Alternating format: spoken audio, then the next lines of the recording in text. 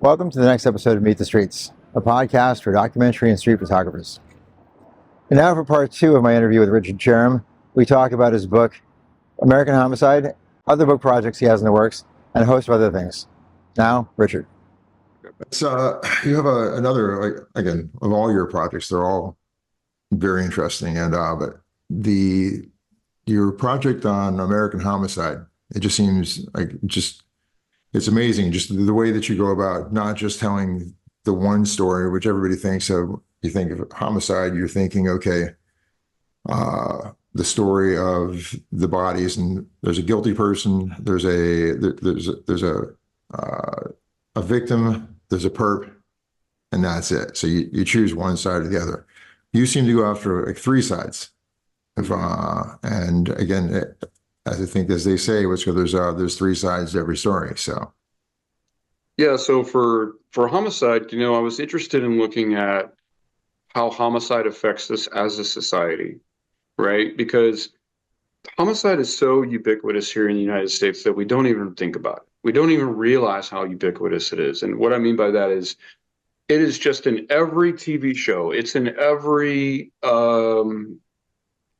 romance novel. It's in every podcast almost these days. The most popular podcasts are all murder based.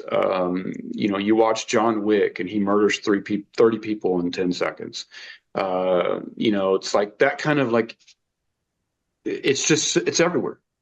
It's even in cartoons. If you pay attention, people are being eliminated or things are being eliminated.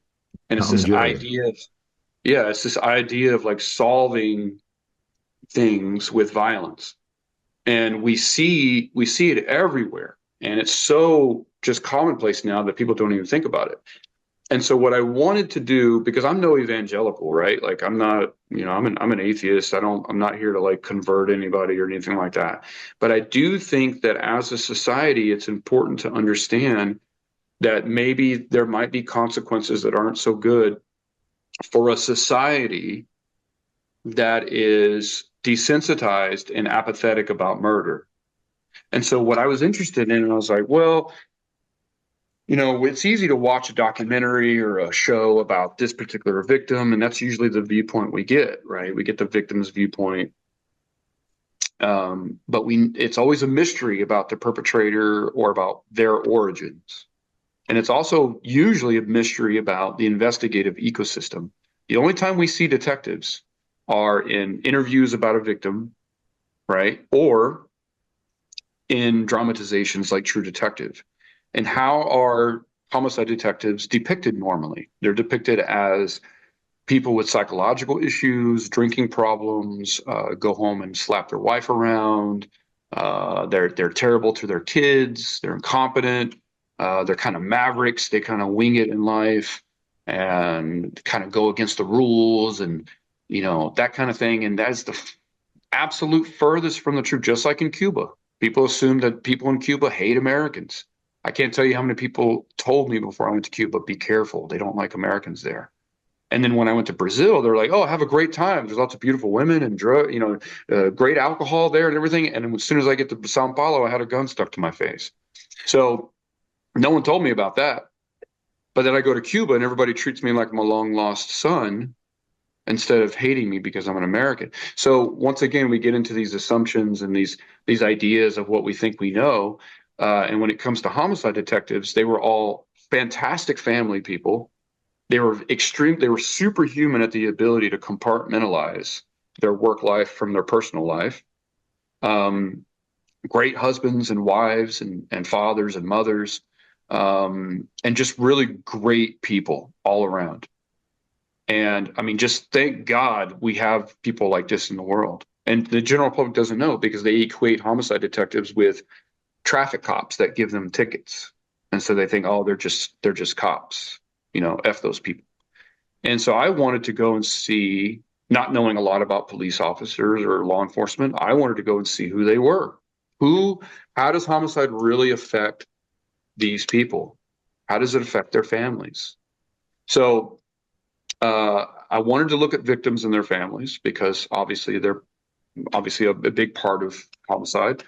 But I also wanted to look at not just homicide detectives, but all those other people that are involved with homicide when it comes to attorneys, medical examiners, crime scene technicians, all these people that have to go and witness this type of stuff almost on a daily basis. How does it affect them? How does it affect judges? How do they play a role? And then I wanted to look at the third part, which is being obviously perpetrators, and their families, who we never hear about. We never hear about the families of perpetrators. Right. And when you do see perpetrators, it's some Netflix documentary of how to catch a killer, or I am a killer, and then they go and talk to these people in prison. And all they're worried about is I want the grisly details about this crime that you did. No one ever talks to them about what your childhood was like. You know, did you have both parents in the home? Do you remember the day that it happened? Were you happy? Were you sad? Tell me about the first time you fell in love. Who are these people? Right. Because guess what? They're walking around right now. Future people, future murderers. And so we need to understand what these kind of signs are and these kind of patterns that create these people that think that they can only solve problems through violence. Yeah. And then we need to find out, we need to talk to their families. How does it feel to know that your son has committed this terrible crime and is in prison for life? You've lost them. They're gone. They might as well be dead. And you're also probably exiled from the community. You've become a pariah in your own community. Some of these parents that have children that committed a crime are still called murderers, or the mother of your son's a murderer. They're being told these things at the grocery store 10, 20, 30 years later. No. So in this country, I discovered that we have about 150 organizations that do support work for victims' families. There's lots of support for victims' families if you happen to have a family member that was murdered, unfortunately, if that's your case. But in this country, there's zero organizations that have any sort of support for families of perpetrators, because they get blamed and they get written off. It's as if they committed the crime as well. And most of the time that I found, the vast majority of the time, they had nothing to do with their son or daughter's crime. They raised them in a decent home, a normal home, and these people acted out because they got involved in drugs and alcohol and other stuff. So it's looking at homicide from a 30,000-foot view to see how we can talk about homicide in a more productive manner to prevent homicides. So that it's not, but that it's very difficult to do that whenever you turn on the TV and it's like, oh, this sensationalist murder documentary and a romance love triangle, and I'm gonna, it's this dramatic, fictional story. I mean, and you don't realize it until you're conscious of it. It's kind of like, I equate it in other interviews to, once I got into the homicide unit and started photographing homicide detectives, it's like in the Matrix when you take the red pill or the blue pill. I don't remember which one it was, but it was the pill that once you take it, you see this real reality of life and you can't untake it. Yeah. And, I took that pill. And so I saw this. I lived as a homicide detective for a year, and not only lived as a homicide detective, but I lived as one that was seeing death and destruction on overdrive, because a lot of these detectives, I followed 4 squads, and each squad, they work for a week, they're on call for a week, and then they're off call for 3 weeks to work their cases, to decompress, to do whatever they need to do before they're up again. Well, I didn't have that. I followed all 4 squads. So as soon as one was done, I went to the next squad and they were up that week. And then I went to the next one and they were up that week. So I saw it, I saw an assembly line of death, and not just murder, but also suicides, accidental deaths, overdoses, all these things that homicide detectives have to go and investigate.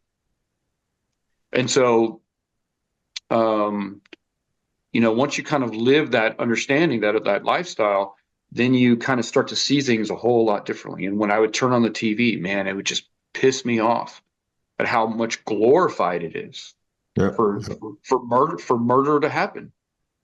It's like a glorious thing that happens over and over again. And like I said, I'm no evangelical.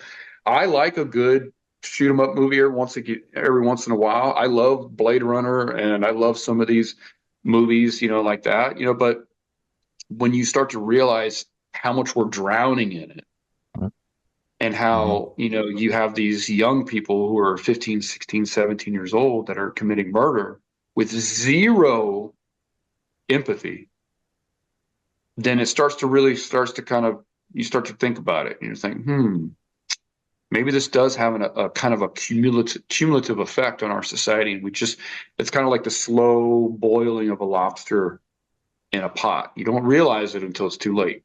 You can't get out. And I feel like that's where we are with a lot of issues, but especially with violence in this country. And so I was more interested in kind of these moments. I did photograph crime scenes, and of course they will be in the book, but only in the context really of how the detective experiences it. But this moment right here that we're looking at, this is a good example of something that the general public never gets to see. And this is a family notification. So this is the two detectives who are, and the detective on the right, this is his very first case. And so this is his first family notification for homicide. And this is the brother of his sister who was killed. It was a double homicide. His sister and her husband were killed in their apartment. And this is the moment that the brother's being told that his sister was killed. Mm. And this is that double homicide. Actually, let me just preface. So if anybody that's watching this, there's some images in here that if you're squeamish, easily triggered, then you might want to sort of give some thought to this. But these are some outstanding documentary images, and they're real. So again, I just wanted to throw that disclaimer in there as we go in, because I know what's coming up, and you just never know who feels what when they're watching. So Sure. With that, please continue. Now, why is this image important? Let's talk about this for a moment. Why did I take this photograph? I took it because not only does it show the life and the kind of the experience of the detective. I mean, how strange would it be to walk through an apartment where two people were brutally killed, right? Mm-hmm. But let's think about why I really took this photograph, and I'll tell you right now, because I haven't really laid it out like this with any other interview. Is I'm more interested in the other things in this photograph. I'm interested in the coats hanging in that closet and the umbrellas and the framed things on the wall and the Windex bottle on the bottom right and the broom, with the broom pan and the thing of luggage on the left-hand side, and the fact that both of them are wearing slippers and both of them have one slipper on and another slipper off,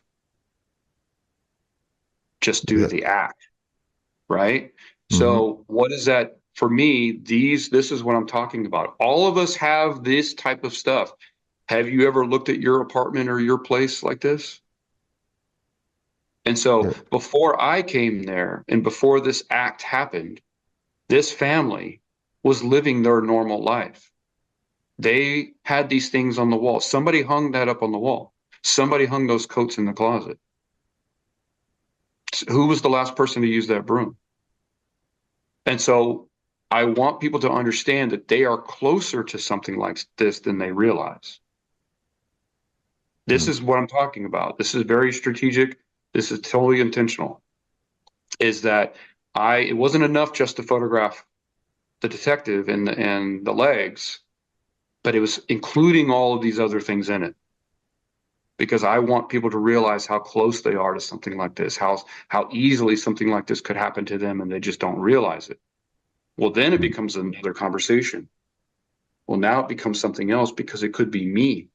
And when people think something might affect them personally, then they're more inclined to act, whether it be children with cancer or, Spina Americana or American Homicide or American Avenue, these other projects that I'm working on. it becomes more about, oh, I am involved in this. This does affect me. You didn't go for that easy shot of somebody again of blood or something telling, other than even in a way implied it, but showing, like you were saying, all the common things that at any given moment somebody's gone. So you just don't know exactly what moment is your last and what's going to be left behind. And yeah, it's easy to relate to.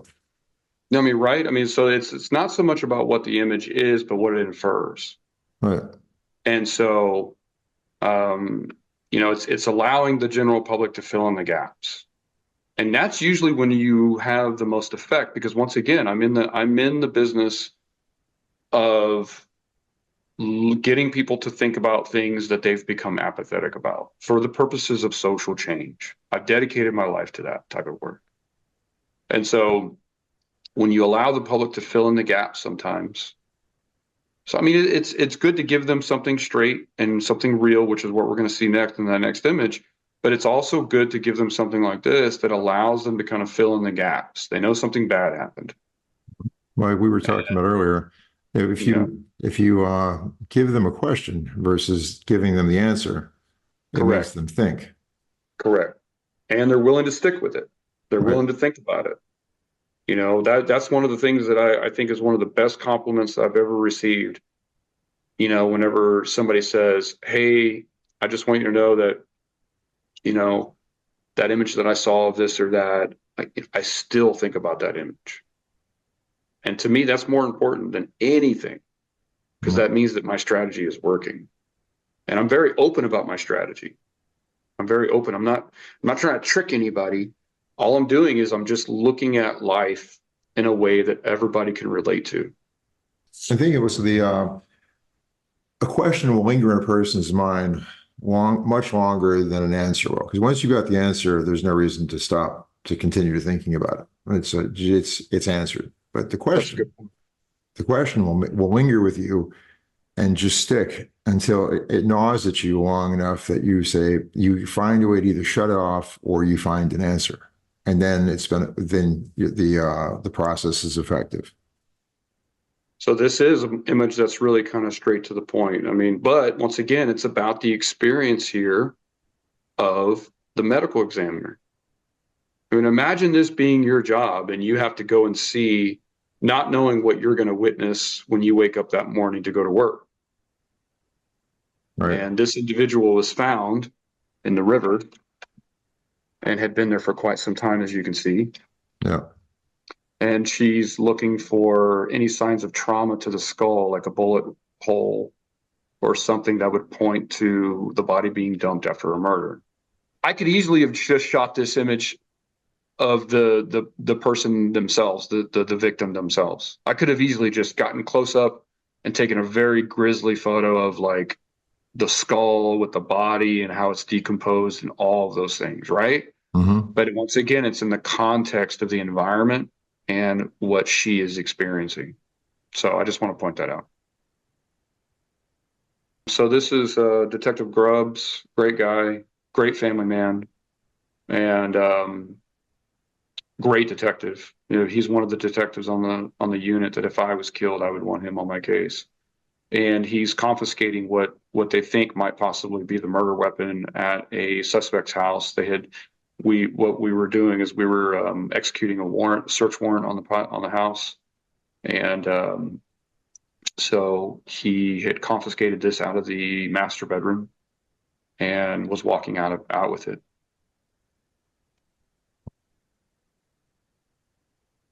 Yeah, the human element. Yeah, this is Detective Sarah, and this is his newborn son. Him and his wife had been trying to have children for years and wasn't successful until they had this little boy. And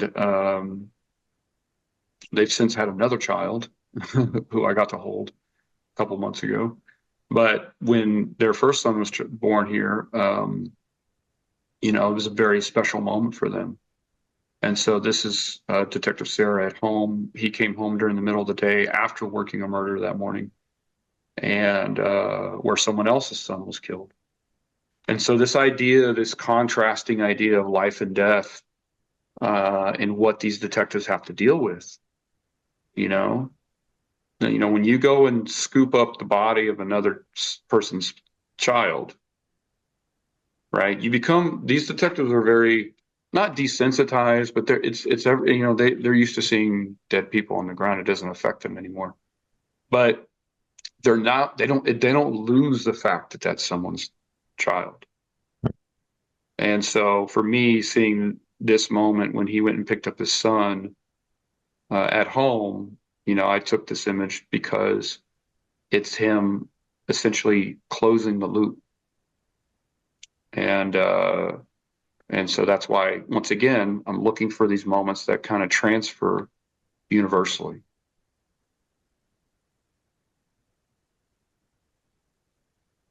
This is a mother who was attending the trial of her son, who was on trial for murder, and he was acquitted.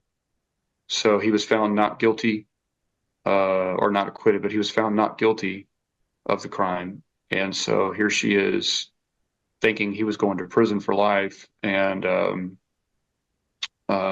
she's just absolutely in shock, and her friend is coming over there to hold her hand, because she knows her son's coming home. So once again, what's their experience, right? What's their experience as the mother of a perpetrator or someone who was accused of murder? Yeah, you don't get to see the side. Or nobody, not only don't get to see the side, nobody even thinks about the side. Nobody cares about that side. He was in prison for 1.5 years at this point before his trial. Because of COVID, it pushed all the trials back. So he had been in jail for 1.5 years at this point. So Right. he hadn't been home in over 1 year. And so, the fact that he was coming home was a big deal to her, obviously. And it would be to any of them. This is a suicide that was being investigated for a homicide, for all those situations where, it's a situation where somebody has died, the detectives have to go out. Now, why did I photograph a suicide if this is American Homicide? Because, once again, it's about what the detectives have to experience. It's because they're in a quote unquote homicide unit that they have to even go and witness this type of stuff. Right. Where this man hung himself with the child swing in the backyard. It's these kinds of moments that are surreal when you walk up to them. It's like, am I looking at reality? Yeah, I can't even imagine. Yeah, and then you realize that this happens all the time, everywhere. Death isn't so fun whenever you look at it in reality. You know what I mean? Yeah, again, it's so glamorized and so casual in video games and TV and movies. Like using, say, John Wick as an example, like it's like if you stop to give thought to what's behind every blade stroke or gunshot or things like that, there's a whole family, a whole ecosystem of people that are now typically distraught. They're destroyed. I mean, we did the math on it. Bill was asking me this. He's like, how many, because he wrote the piece for the article that came out in Texas Monthly last month about homicide. They did a piece on my project and Texas Monthly magazine. And he asked me one of the questions, how many people does one murder affect? And it affects hundreds. When you think about all of the people that are attending that homicide, like, detectives, crime scene investigators, medical examiners, and then attorneys and juries, court, judges, all the other paperwork, people who have to file the paperwork on the murder, journalists who write about it. Then you talk about victims' families, the families of the perpetrator, all of their extended families. Anybody who witnesses it on news or reads about it is affected by it without them being conscious of it. It affects hundreds of people, and not just for a short time. And so that's just one murder. And so, yeah, when you see John Wick walk in a room and lay out 30 people in 10 seconds, who nobody even thinks about those people. I know it's make believe, but is it? Yeah. That shit happens in real life. How many school shootings have we had in this country in the last 5 years? You know what I mean? Like, it is reality in a way, and nobody cares to think about those people's families or anything like that. And so I'm just trying to get people to think about it. That's all. But yeah, this is an image right here from a robbery gone wrong. Once again, it's just about the rhythm of it. In this book, in the American Homicide book, I will have color photographs. So I'm a black and white photographer because I'm colorblind. Well, and for other reasons too, but mostly because I'm colorblind. But I will have color. I'm collecting school age photos of victims and perpetrators of when they were 10 or younger. Oh. And I will sprinkle them throughout the book. And I haven't quite decided yet if I'm going to separate them or mix them so that the general public doesn't know who they're looking at. Gotcha. And that's the whole point. I want it to feel like this could be my kid. When you have a child come home with their school age photo, you have no idea what's going to happen to your child 10 years from now. It's a terrible thought to think of. Terrible thought to think of. But if this gets people to fucking think about murder in a more personal way, then so be it. And, these are all casings and fragments of bullets and bullets that were found in murder scenes. Right. Yeah. Life touch. I recognize everybody just about knows the school pictures. Yeah, everybody. See, and it's a brilliant point to bring in. No one's looking at their child when they're 10 years old or younger and thinking, well, this is a potential murderer one day, or this is a potential murder victim. So you just assume that this child has a future, will eventually die of old age, but through violence or causing violence is just never usually the thought. And once again, it's about that strategy of getting around that public apathy. Right. Right. So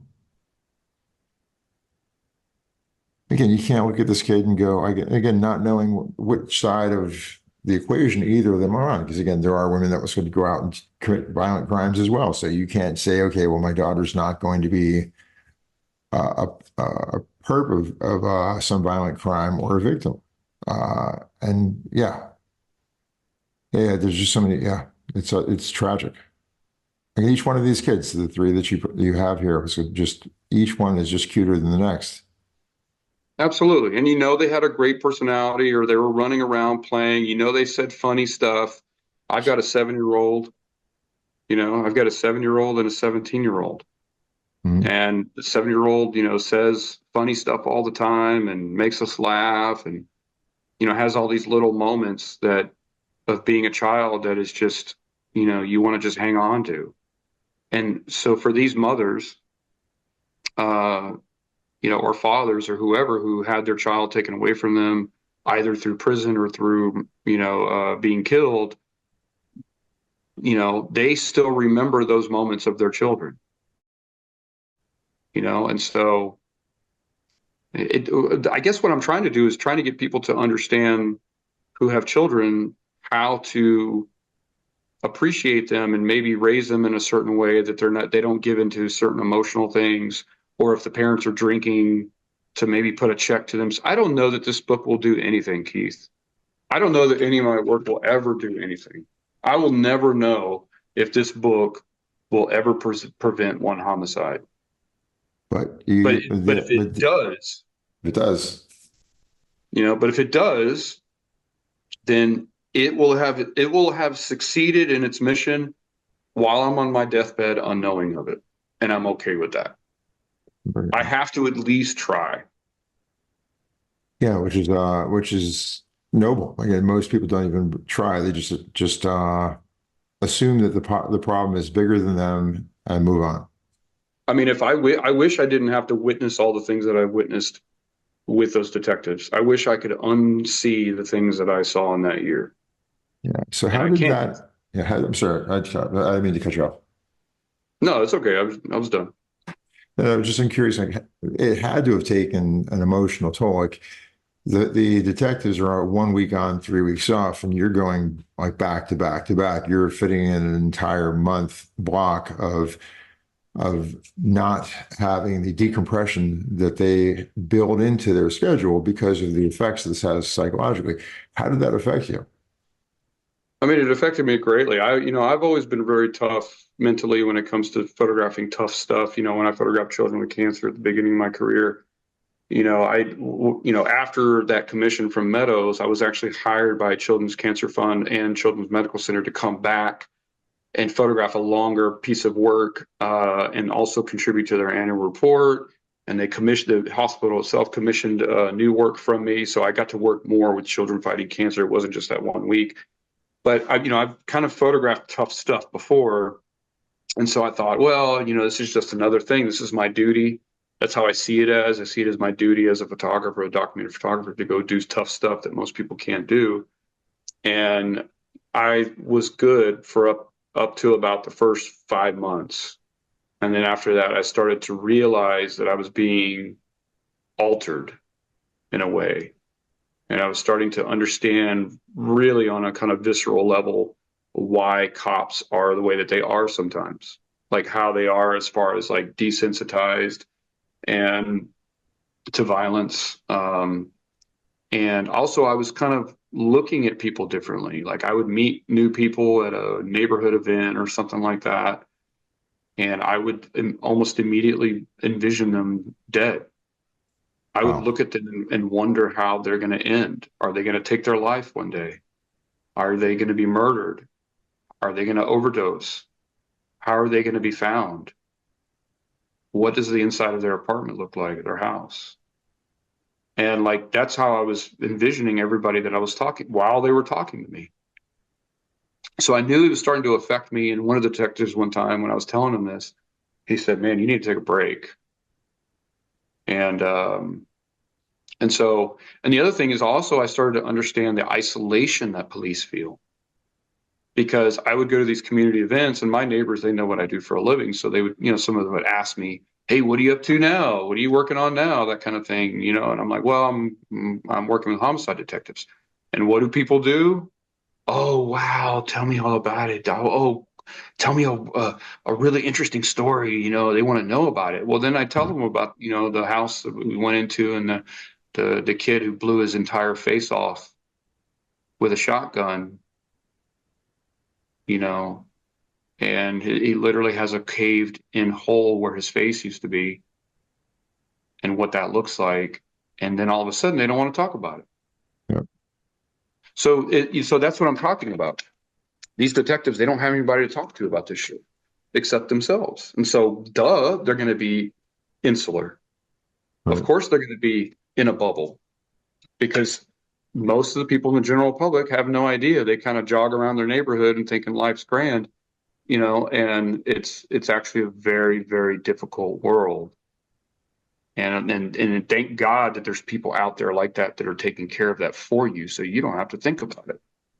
Right. And so, it affected me in all those ways where I was suspicious about law enforcement before.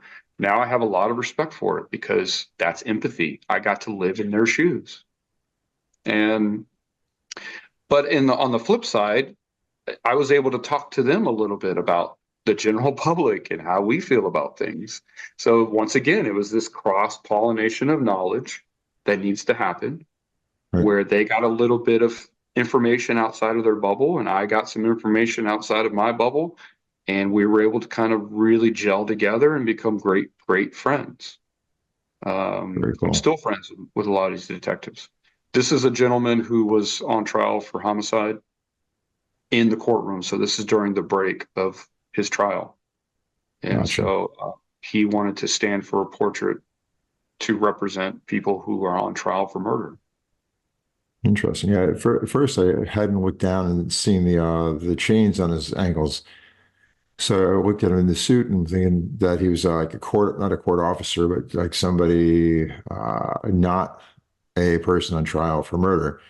But then, because usually you see people in like orange jumpsuit or blue or whatever the county colors are. But yeah, then you go down survey the whole picture, which is always a smart thing to do. And there are the chains. Like, wow, Yeah, cool. I wanted to show the contrast of those two elements, right? Like, what a weird contrast. Mm-hmm. Yeah, totally. Wow. Once again, this is about the individual, the lady that you see picking up the body.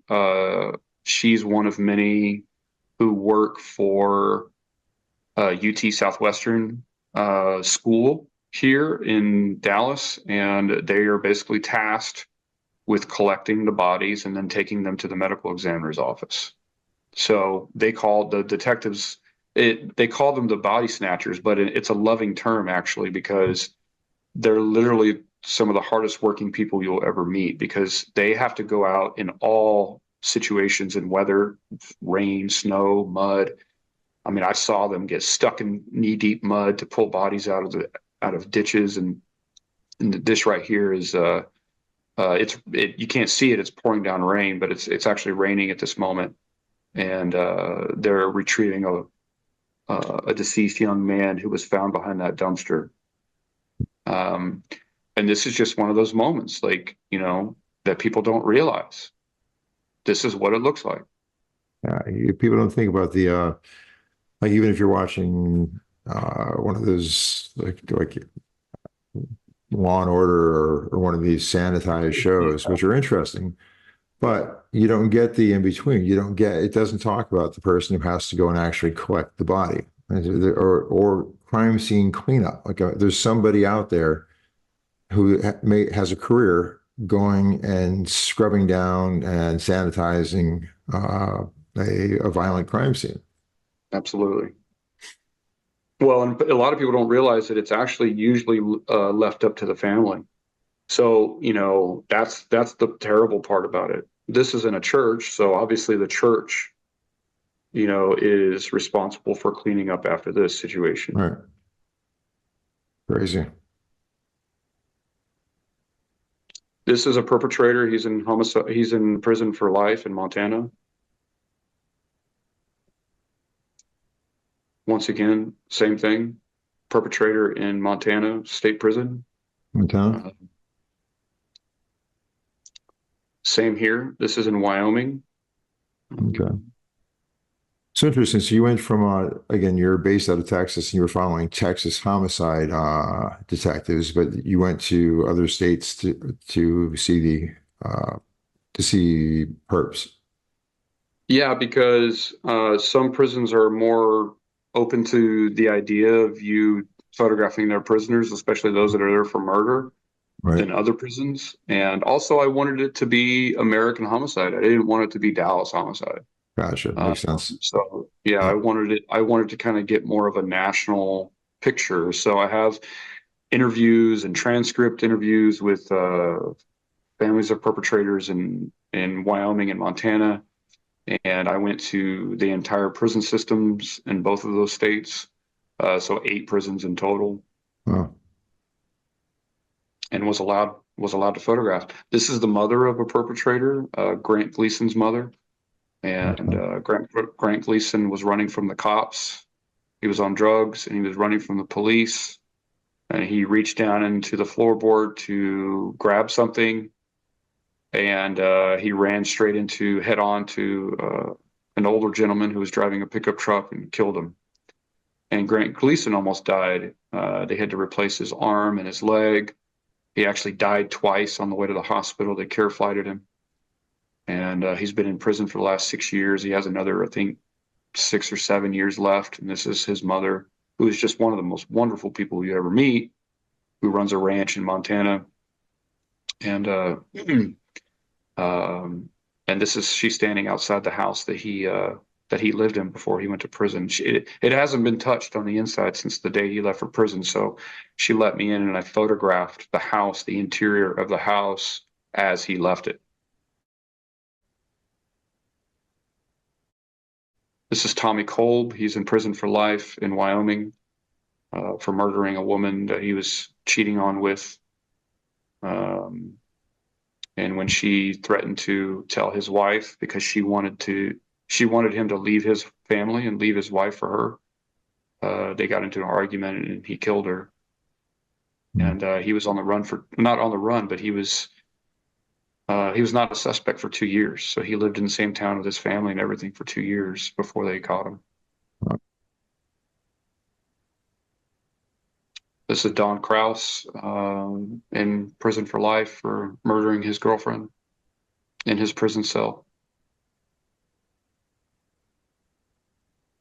That is all I've got. I swear, I just got to see that there's a photo that didn't show up. Okay. Oh, yeah. Apparently, we said I managed to miss an entire row. So hopefully we've got, well, yeah, I know we're actually, there's quite some. So maybe I'll to save your voice, I'm going to go through these things fairly quickly just to show. But this first one, I'm like, how I managed to not start with, I don't know, because this says it.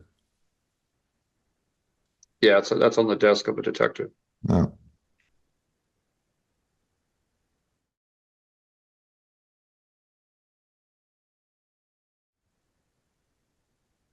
Crazy.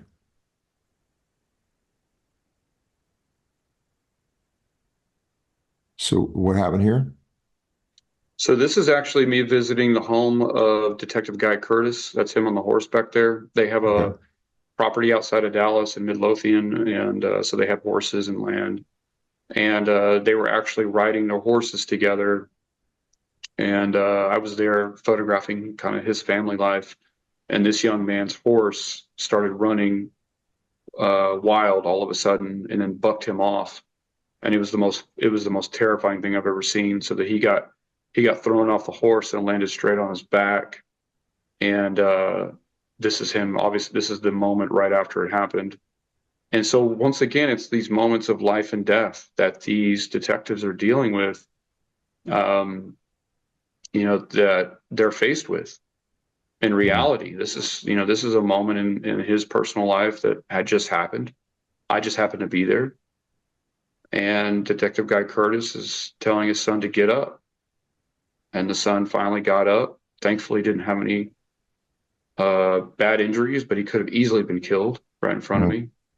And that was it. He told me to get back up on his horse.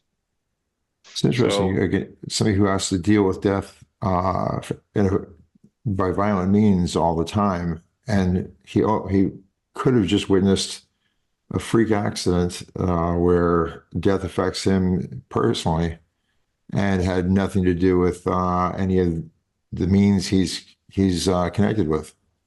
correct. That's a body dump, and this is, this is a scene where a woman was found completely wrapped in tarp, and so they cut the hole open to make sure, and it was a woman's face. Wow. This is a homemade memorial. This is another thing the general public doesn't get to see. A lot of these victims' families create these homemade memorials at their house, because that's all they have left of their child that was killed or whatever. Right. And the father is obviously just grief-stricken. Yeah. And seeing yeah. Again, if you start to pull the details apart, it's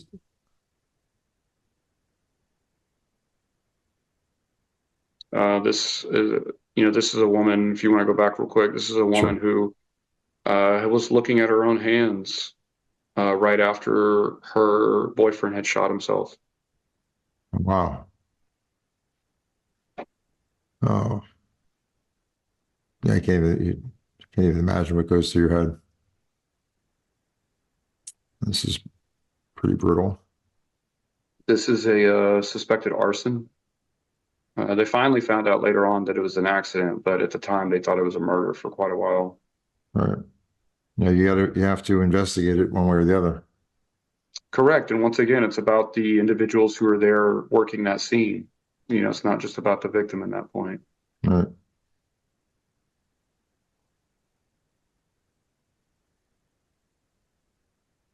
Yeah, I love the little zoom effect going on here. Yeah, it was totally by accident because I normally don't ever do this. This is the only photograph that I've ever done like this, but it was completely by accident. And sometimes accidents make great photos. Yeah.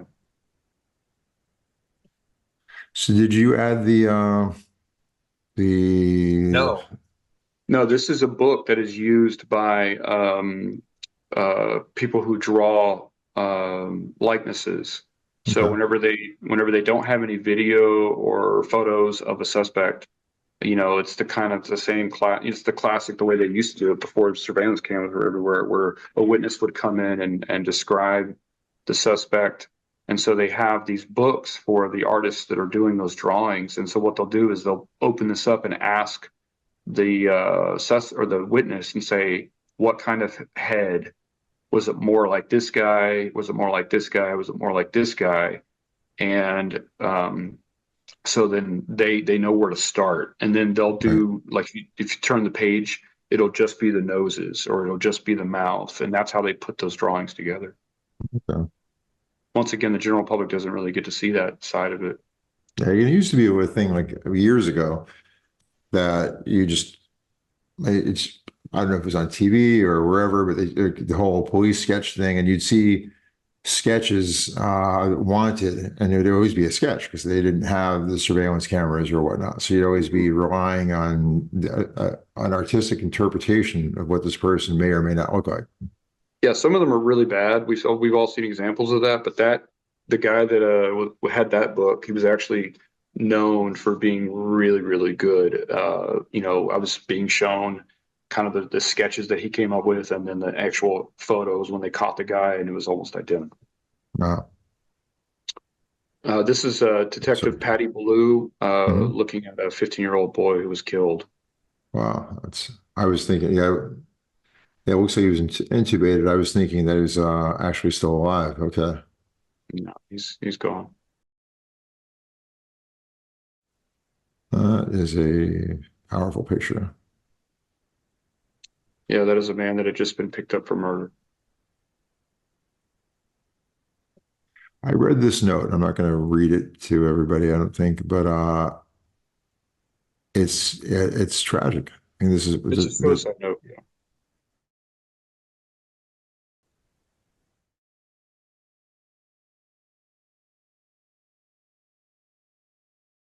so was this just a traffic fatality, or did somebody No.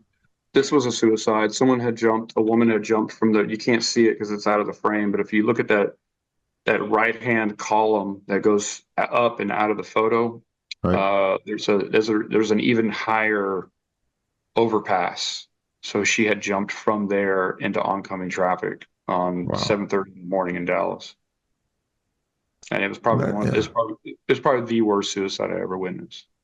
I can only imagine. That's the and when you think of suicides and how they affect people, but when your suicide affects like somebody driving to work one day and now not only did the person who committed suicide, their life is gone, their families are distraught, their friends are feeling the effects. For the poor people that happen to have been driving down the highway, and Oh, absolutely. so that it's going to stick with them for the rest of their lives. Oh yeah, I mean, she was hit by several vehicles, and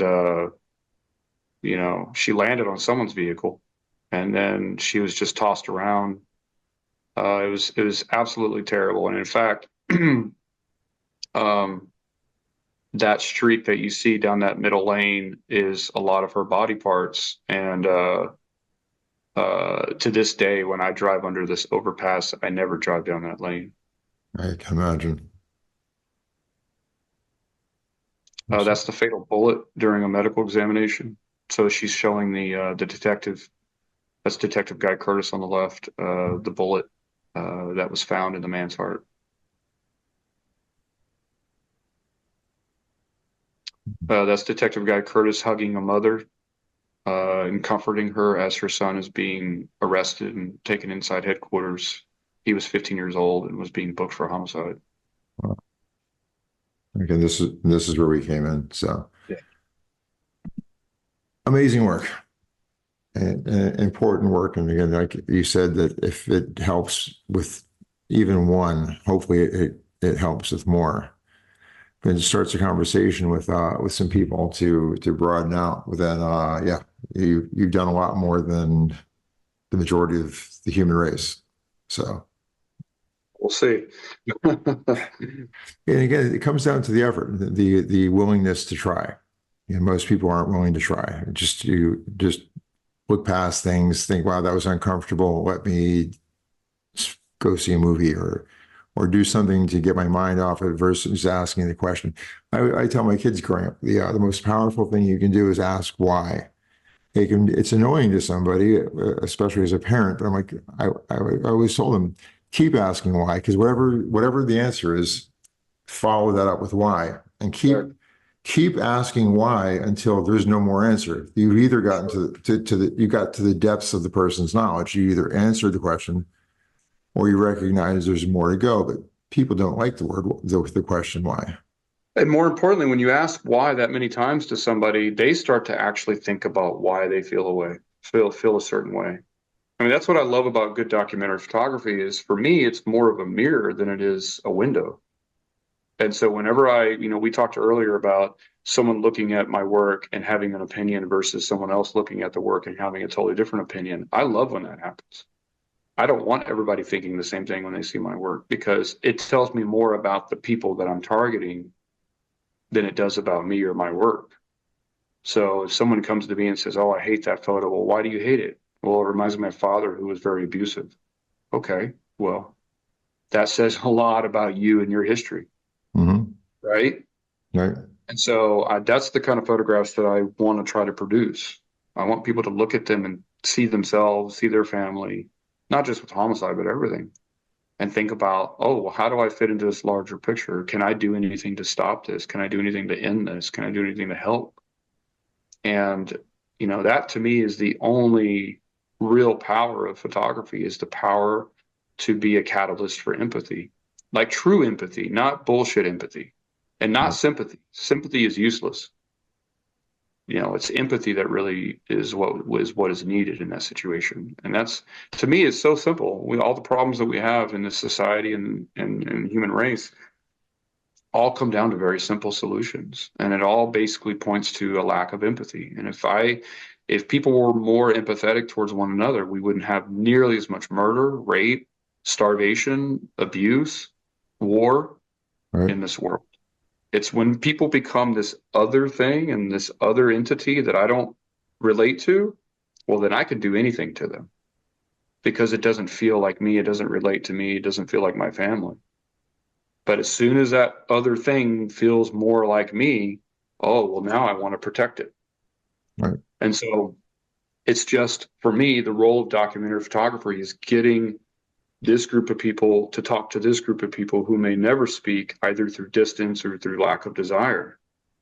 And if that can be achieved, no matter the cost, no matter the ends, then that is the goal. That is the solution to a lot of our issues. And so I'm tough on other types of photography because we're essentially competing for eyeballs.